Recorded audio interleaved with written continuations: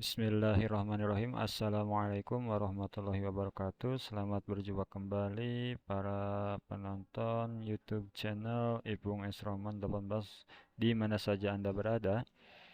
Pada kesempatan kali ini saya Ipung Saifur Rahman SPD akan memaparkan terkait dengan video pemecahan masalah pembelajaran di bulan November 2022, yaitu dengan judul Strategi dalam Pengelolaan Kelas 11 IPS 4 SMA Negeri 16 Garut yang Heterogen. Adapun daftar isi yang pertama yaitu deskripsi pemecahan masalah, kemudian nanti akan dijelaskan tentang akar permasalahan yang terjadi di kelas saya tersebut.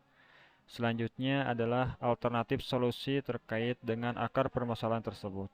Dan yang keempat, adapun hasil pemecahan masalah dari alternatif solusi yang sudah saya laksanakan, dan terakhir sumber rujukan solusi yang saya gunakan.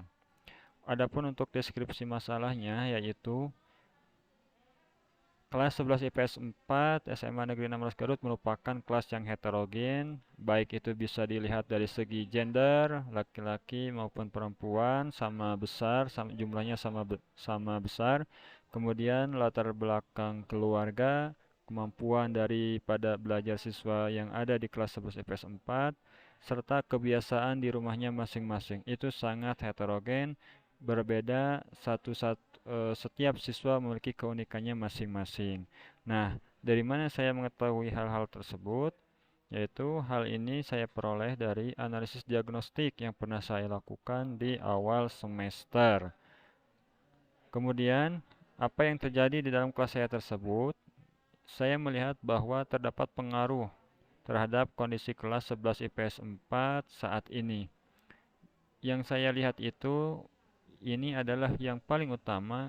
Saya melihat bahwa siswa di kelas 11 IPS 4 tersebut kurang kompak ketika mereka berada di kelas. Kemudian yang kedua, saya melihat dari sisi kebersihan kelas yang kurang terjaga, kurang terawat. Kemudian yang terakhir adalah siswa kurang memperhatikan kehadiran di sekolah. Nah, kemudian saya memikirkan berbagai alternatif solusi untuk mencegah hal yang tidak diinginkan dari siswa saya yang ada di kelas 11 IPS 4. Yang pertama yaitu saya melaksanakan namanya itu program makan siang di kelas. Adapun program makan siang ini dilaksanakan secara bersama-sama seluruh peserta didik kelas 11 IPS 4 yang dipimpin oleh wali kelas yaitu saya sendiri melaksanakan atau mengadakan makan siang secara bersama-sama di kelas. Nah, ini supaya berbaur. Satu siswa dengan siswa yang lain itu berbaur, saling berbagi makanan, kemudian nantinya akan terlihat keakraban. Kemudian alternatif solusi saya yang kedua adalah dalam hal pengumpulan uang kas. Karena tidak ada kekompakan antara satu siswa yang satu dengan yang lainnya, maka ketika ada program uang kas, itu siswa tidak membayar. Ada yang membayar, rajin membayar, ada juga yang tidak bersedia untuk membayarnya karena berbagai alasan. Nah, dengan adanya pengumpulan uang kas ini yang terprogram dengan teknik tertentu, siswa alhamdulillah dapat membayar setiap bulan. Yang ketiga adalah program regu kerja kebersihan. Regu kerja kebersihan ini yaitu kegiatannya setiap hari siswa bergiliran dalam melaksanakan kewajiban kebersihan kelas.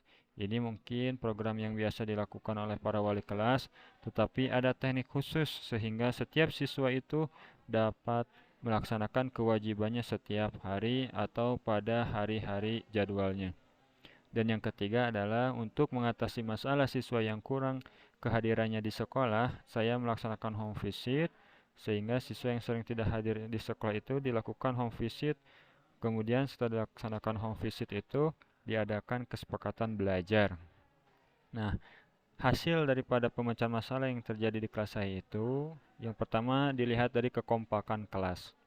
Setiap siswa setelah saya memberikan alternatif solusinya itu merasa bertanggung jawab, terlihat bertanggung jawab terhadap tugasnya masing-masing.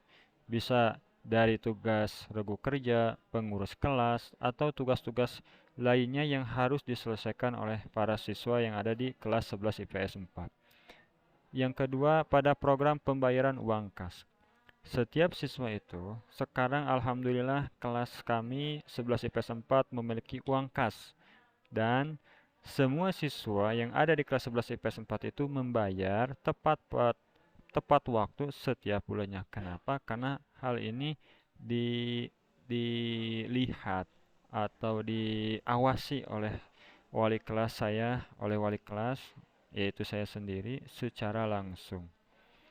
Kemudian yang ketiga terkait dengan kebersihan kelas.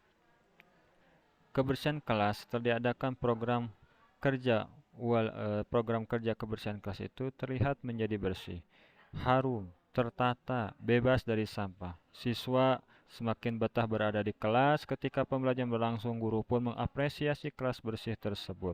Saya mendengar langsung perkataan dari berbagai guru yang masuk ke kelas 11 IPS 4 dan mereka mengatakan bahwa kelas 11 IPS 4 itu adalah kelas yang bersih, harum, kemudian anak-anak juga penurut serta kritis.